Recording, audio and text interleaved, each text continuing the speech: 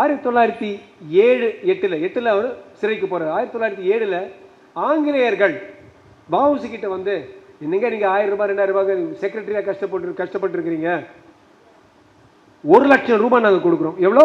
1 லட்சம் ரூபாய் நாங்கள் கொடுக்குறோம். நீங்கள் வந்து ஜகா வாங்கிறீங்க, இங்கே விட்டுட்டு போயிடுங்க. Swadeshi steamship navigation company 1 lakh. அந்த காலத்து 1 லேக்ல இப்போ ஒரு 10 கோடி மாதிரி. Record on record 1 lakh rupees. எனக்கு வேண்டான்னு சொன்ன மனிதன் அங்கேருந்து 5-8 வருஷத்தில் நலிந்து போய் திருப்பி கடிதம் எழுதுறாரு மகாத்மா காந்தி. அந்த 3000 ரூபாய் நீங்கள் கொடுங்க, எனக்கு இன்னும் காசு கொடுத்தாங்களே, ரொம்ப கஷ்டமாக இருக்குது, கடன் இருக்குன்னு கதறி ஆடுறார். அந்த கதறல் நடுவில் ஒரே முறை காந்தியோட ஒரு செக்ரட்டரி, ஒரு தமிழர் ஒருத்தர் இருந்தார், கோபாலசாமி. அவர் வந்து தமிழ் எழுதியிருக்கார். நீங்கள் நன்றாக இருக்கின்றீர்களா?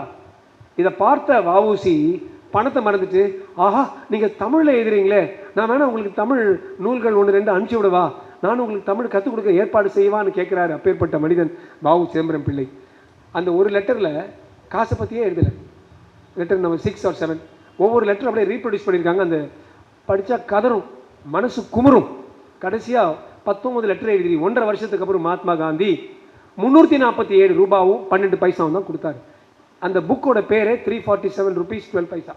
அது ஏன் 347 ரூபான்னா, அங்கே போய் அங்கே இருக்கிற கூலிகளையும் அந்த மைன்ஸ் சுரங்கத்தில் வேலை செய்கிற ஆட்களையும் யாரெல்லாம் நீங்கள் அனுப்புனீங்க வஉசி நீங்கள் கொடுங்க. அவன் பாவம் என்னமோ $1 $2 கொடுத்து சுரங்கத்துக்கு போகிற ஆள் எப்படி வந்து அக்கௌண்ட்ஸ் எல்லாம் கொடுப்பான்.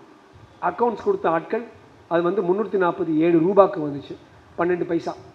அதை உட்பட என்ன அவர் கையில் வந்துச்சோ அதை அப்படியே அவர் வந்து வஉசிகிட்ட கொடுத்தாரு.